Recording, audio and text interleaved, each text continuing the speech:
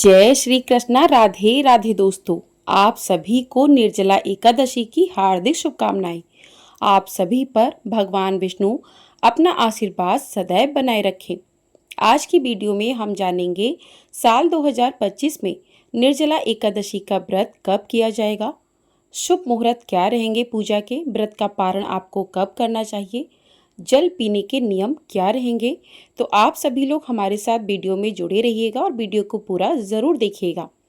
तो श्रोताओं, हिंदू धर्म में निर्जला एकादशी को बहुत ही महत्वपूर्ण माना जाता है।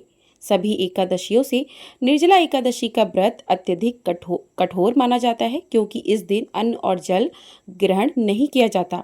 ज्येष्ठ मास के शुक्ल पक्ष की एकादशी को निर्जला एकादशी के नाम से जाना जाता है। लेकिन ऐसा माना जाता है कि सभी एकादशी तिथियों में निर्जला एकादशी श्रेष्ठ होती है। इस दिन व्रत करने से सभी 24 एकादशियों का व्रत रखने के समान फल प्राप्त होता है। इस दिन पानी पीना भी वर्जित होता है, लेकिन इस दिन प्यासे को पानी पिलाना परम दान माना जाता है। कुछ ऐसी भी चीजें हैं जिनका इस दिन दान करने से व्रत का दोगुना फल मिलता है। निर्जला एकादशी के दिन किन चीज़ों का दान करना चाहिए, ये भी आपको आगे की वीडियो में पता चलेगा। पहले जान लेते हैं शुभ मुहूर्त के बारे में कि एकादशी तिथि कब से प्रारंभ होगी और कब समाप्त होगी। पूजा विधि क्या रहेगी, किस तरीके से आपको पूजन करना चाहिए, ये भी आपको इसी वीडियो में पता चलेगा। तो आप लोग ज़रूर वीडियो को पूरा देखिएगा। साल 2025 में निर्जला एकादशी की तिथि को लेकर बहुत ही असमंजस्य की स्थिति बनी हुई है कि व्रत किस दिन किया जाए। तो ऐसे में पहले जान लेते हैं कि एकादशी तिथि कब से प्रारंभ होकर कब समाप्त होगी और द्वादशी तिथि कब से कब तक लगेगी, एकादशी का व्रत किस दिन किया जाएगा। संपूर्ण जानकारी आपको इस वीडियो में प्राप्त होने वाली है।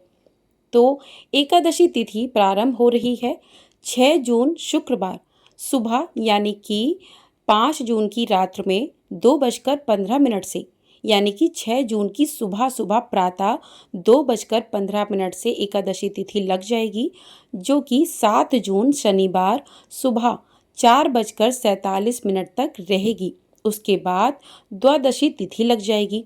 तो ऐसे में साल 2025 में एकादशी का व्रत 6 जून दिन शुक्रवार और 7 जून दिन शनिवार दोनों ही दिन किया जाएगा। जो भी ग्रस्त संप्रदाय वाले हैं वो इस व्रत को 6 जून को करें, और जो वैष्णव संप्रदाय वाले हैं वो इस व्रत को 7 जून को दिन शनिवार को करेंगे। यदि आप दोनों दिन व्रत कर सकते हैं तो आप दोनों दिन का व्रत कर लें, लेकिन दोनों दिन का व्रत करना असंभव है, क्योंकि बिना जल ग्रहण किए दोनों दिन रह पाना बहुत ही मुश्किल है। तो आप दोनों दिन में से कोई भी दिन एकादशी का व्रत कर सकते हैं। दोनों ही दिन एकादशी रहेगी। 6 जून को पूरे दिन की एकादशी रहेगी। 7 जून को सुबह 4:47 पर एकादशी तिथि समाप्त हो जाएगी। उसके बाद द्वादशी तिथि लग जाएगी, और जो द्वादशी तिथि युक्त एकादशी होती है वो बहुत ही उत्तम एकादशी मानी जाती है। तो आप 7 जून को भी एकादशी का व्रत कर सकते हैं। अब बात करते हैं द्वादशी तिथि कब से लगेगी। तो 7 जून शनिवार सुबह 4:48 से द्वादशी तिथि लग जाएगी, जो कि 8 जून रविवार सुबह 7:17 तक रहेगी।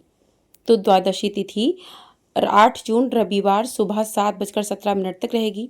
अब बात करते हैं शुभ मुहूर्त की। तो 6 जून शुक्रवार के शुभ मुहूर्त जानते हैं पहले। तो 6 जून शुक्रवार को सूर्योदय सुबह 5:44 पर होगा और सूर्यास्त शाम 7:06 पर होगा। ब्रह्म मुहूर्त सुबह 4:02 से लेकर 4:42 तक रहेगा। उसके बाद अभिजीत मुहूर्त सुबह 11:52 से 12:48 तक रहेगा। इस दिन रवि युग का भी निर्माण हो रहा है, जो कि सुबह 5:23 से 6:34 तक का है।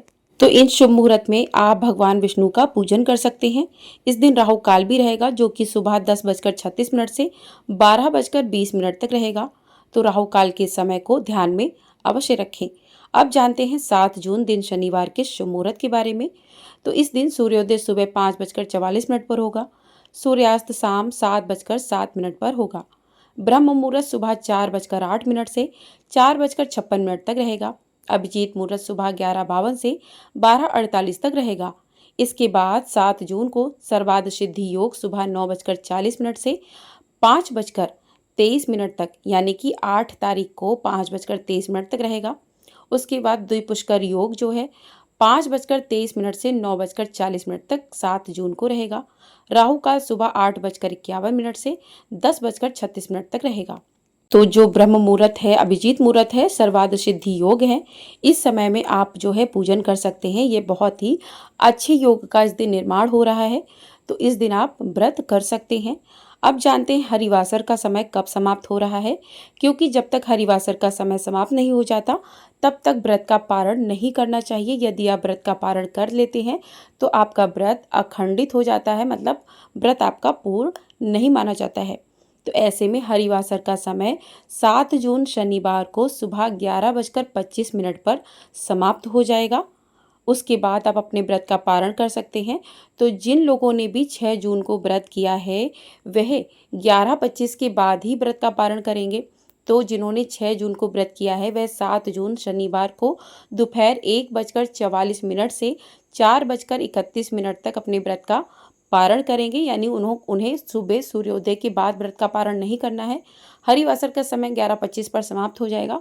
उसके बाद दोपहर में 1:44 से 4:31 के बीच में ही अपने व्रत का पारण करना चाहिए, यानी कि जल ग्रहण करना चाहिए। यदि इससे पहले जल ग्रहण कर लेते हैं तो आपका व्रत पूर्ण नहीं माना जाएगा। और जिन लोगों ने 7 जून को व्रत किया है वह 8 जून दिन रविवार को सुबह 5:23 से लेकर 7:17 तक अपने व्रत का पारण कर सकते हैं। व्रत का पारण द्वादशी तिथि में ही आपको करना है, त्रयोदशी तिथि में व्रत का पारण नहीं करना चाहिए। तो आशा करती हूँ आपको व्रत के पारण से संबंधित और एकादशी के शुभ मुहूर्त से संबंधित जानकारी मिल गई होगी। अब बात करते हैं पूजा विधि की। तो इस दिन सुबह सवेरे जल्दी उठकर स्नान आदि कर लें, कुल्ला कर लें, स्वच्छ वस्त्र धारण करें, अपने नहाने के जल में थोड़ा सा गंगा जल डाल लें, इस तरीके से स्नान करें। उसके बाद व्रत का संकल्प लें और एक आप साफ चौकी पर पीले रंग का आसन बिछाएं। भगवान विष्णु की प्रतिमा को स्थापित करें, भगवान गणेश की प्रतिमा को स्थापित करें। स्थापित करने के लिए फूलों का आसन दे सकते हैं आप तिलों का आसन दे सकते हैं, क्योंकि एकादशी की पूजा में चावलों का प्रयोग नहीं किया जाता है। उसके बाद षोडशोपचार विधि से पूजन करें। पहले भगवान विष्णु को जल से अभिषेक करें, चरणामृत से अभिषेक करें, भगवान गणेश का अभिषेक करें। उसके बाद चंदन अर्पित करें, तिलक लगाएं, भगवान गणेश को तिलक लगाएं, जनेऊ अर्पित करें, पुष्प अर्पित करें और भगवान विष्णु को आप पीला वस्त्र भी अर्पित कर सकते हैं। इस प्रकार से पूरे विधि विधान से पूजन करें और जो भी इस टाइम के मौसम में फल चल रहे हैं उन फलों का भोग लगा सकते हैं। तो इस प्रकार से भगवान विष्णु का भोग लगाएं। निर्जला एकादशी की कथा को सुनें और कथा सुनने के बाद भगवान विष्णु की आरती करें। तो इस प्रकार से आपका पूजन जो है वो पूर्ण होता है। अब जानते हैं कि इस दिन आपको किन चीज़ों का दान करना चाहिए जो बहुत ही ज़्यादा महत्वपूर्ण माना जाता है। तो धार्मिक मान्यताओं के अनुसार निर्जला एकादशी के दिन फलों का दान करना चाहिए, बहुत ही शुभ माना जाता है। और इस दिन भीषण गर्मी रहती है, ज्येष्ठ मास में बहुत ही भीषण गर्मी रहती है, तो इसमें आप जो है आम और खरबूजे का दान कर सकते हैं, बहुत ही पुण्यदायी माना जाता है। इस दिन आप पंखा दान कर सकते हैं, क्योंकि गर्मी है, गर्मी के दिनों में पंखा दान करना चाहिए। और पीने का घड़ा, अगर आप पानी पीने का घड़ा दान करते हैं तो ये बहुत ही ज़्यादा पुण्य फल देने वाला होता है। तो पीने का जो घड़ा आता है मिट्टी का, वो आप दान कर सकते हैं। निर्जला एकादशी का व्रत जल के महत्व को दर्शाने वाला बताया गया है। यह व्रत ज्येष्ठ मास में पड़ने के कारण शीतलता प्रदान करने वाली वस्तुओं का दान करना सबसे शुभ माना गया है। तो इस महीने में सूर्य जो होता है अपनी पूर्ण गर्मी पर होता है, इसलिए निर्जला एकादशी पर गर्मी से राहत दिलाने वाली चीज़ों का आपको दान करना चाहिए, बहुत ही ज़्यादा शुभ होता है। तो ऐसे में आप पंखा, खरबूजा, गुड़, बिस्तर, छाता इत्यादि दान कर सकते हैं। अनाज का दान कर सकते हैं, वस्त्रों का दान कर सकते हैं। एकादशी पर वस्त्रों का आप अपनी क्षमता अनुसार, जो भी आपकी क्षमता हो उस अनुसार वस्त्रों का दान कर सकते हैं। ऐसा करने से भाग्य में वृद्धि होती है और जीवन में सकारात्मकता बदलाव आता है। इस दिन यह साल की सबसे बड़ी एकादशी मानी जाती है। तो इस दिन पानी ग्रहण करना मना होता है, परंतु इस तिथि पर जल का दान करना अत्यंत ही शुभ माना जाता है। तो जल का दान इस दिन जितना हो सके आप शरबत का दान कर सकते हैं, जल का दान कर सकते हैं। तो जल का दान अवश्य करें। इस दिन आप घी, शक्कर, गुड़ का दान भी कर सकते हैं, जो कि गर्मियों में बहुत उपयोगी होती है। इससे जीवन में मिठास और ऊर्जा बनी रहती है। इस दिन आप पूजा सामग्री का भी दान कर सकते हैं, जैसे कि कपूर, अगरबत्ती, दीपक, रोली, हल्दी, कुमकुम पूजा सामग्री जो है वो दान दे सकते हैं। इससे धर्म और भक्ति की भावना बढ़ती है, भगवान विष्णु प्रसन्न होते हैं। इस दिन आप किताबें या धार्मिक ग्रंथ भी दान कर सकते हैं। श्रीमद् भागवत गीता, विष्णु सहस्त्रनाम, रामचरितमानस इत्यादि ग्रंथों का आप दान कर सकते हैं। कहीं पर भी शीतल पेय, शरबत या बेल का रस जो है आप लगवा सकते हैं। प्याऊ जिसको बोलते हैं तो वो लगवा सकते हैं। बहुत ही ज़्यादा शुभ माना जाता है। आप दान पात्र या ताम्र पात्र का भी दान कर सकते हैं। तांबे का पात्र दान करना अत्यंत जो है पुण्यदायी माना जाता है। पीतल के पात्र में जल भरकर उसमें तुलसी पत्ता डालकर दान करने से भगवान विष्णु की विशेष कृपा प्राप्त होती है। इस दिन आप गाय का चारा और गौ सेवा के लिए जो भी आपके पास धन हो, अन्न हो, उसको दान कर सकते हैं। हरा चारा, गुड़, चोकर, गाय के लिए लड्डू बनाकर गौशाला में दान कर सकते हैं। तो इन चीज़ों का दान कर सकते हैं आप। दान जो भी दान सच्चे मन से और निस्वार्थ भाव से करेंगे। पात्र व्यक्ति को ही दान कर दें। जिस पात्र में आप दान करते हैं वो पात्र भी व्यक्ति को दान कर दें।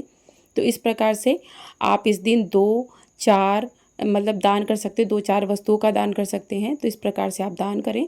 और इस दिन जो है आप व्रत करने के साथ साथ यदि दान करते हैं और व्रत आप संयम के साथ, धैर्य के साथ और पूरी निष्ठा के साथ करते हैं तो भगवान विष्णु अपने भक्तों पर विशेष कृपा बरसाते हैं। ऐसा करने से जीवन में सुख, समृद्धि, धन, वैभव और यश बढ़ता है। मृत्यु के उपरांत वैकुंठ की प्राप्ति होती है। विष्णु पुराण और महापुराण महाभारत में उल्लेखित विष्णु पुराण और महाभारत के अनुसार भीमसेन ने भी श्री व्यास जी के कहने पर निर्जला एकादशी का व्रत किया था। उन्हें पूरे वर्ष की एकादशियों का पालन कठिन लगता था। उन्होंने केवल निर्जला एकादशी का व्रत कर सभी एकादशियों का फल प्राप्त कर लिया था, जिस कारण निर्जला एकादशी को भीमसेनी एकादशी के नाम से भी जाना जाता है। तो प्रिय श्रोताओं, आपको एक बहुत ही महत्वपूर्ण बात मैं आपको बता दूं कि यदि आप 6 तारीख को व्रत रखते हैं, उसके बाद आप व्रत के दूसरे दिन यानी 7 जून को पारण के समय पानी पी सकते हैं। वैसे तो व्रत के अगले दिन सूर्योदय के बाद लोग पानी पी लेते हैं, लेकिन इस बार हरिवासर के कारण ऐसा संभव नहीं हो पा रहा है। यदि आप 7 जून को सूर्योदय के बाद पानी पीते हैं तो आपका व्रत टूट जाएगा। तो आपको हरिवासर का समय विशेष रूप से ध्यान में रखना है। हरिवासर का समय 11:25 पर समाप्त हो जाएगा। उसके बाद व्रत के पारण का मुहूर्त 1:44 से स्टार्ट हो जाएगा। तो तभी आपको जल ग्रहण करना है। यदि आपने 6 जून को व्रत किया है तो 7 जून को आपको पारण करना है दोपहर के समय। और 7 जून को जिन्होंने व्रत किया है वह सुबह ही 5:23 से 7:17 तक व्रत का पारण कर सकते हैं। सूर्योदय के बाद जल ग्रहण कर सकते हैं। तो इस प्रकार से आपको जल ग्रहण करना जो है वो उचित मुहूर्त में ही करना है। अगर आपने उचित मुहूर्त से पहले जल ग्रहण कर लिया तो आपका व्रत खंडित माना जाएगा, वो व्रत आपका पूरा नहीं होगा। इस बात को ध्यान में रखिएगा। तो आशा करती हूँ आपको एकादशी से जुड़ी सभी जानकारी इस वीडियो में प्राप्त हो गई होंगी। तो आपको वीडियो पसंद आई हो, वीडियो को लाइक कर लीजिएगा। चैनल पर नए हैं, चैनल को सब्सक्राइब कर लीजिएगा। आपको हमारे चैनल पर निर्जला एकादशी की कथा भी सुनाई गई है, उस कथा को भी आप लोग अवश्य सुनिएगा। ढेर सारा प्यार दीजिएगा और कमेंट बॉक्स में भगवान विष्णु की जय भी अवश्य लिखिएगा। प्रेम से बोलिए भगवान विष्णु की जय।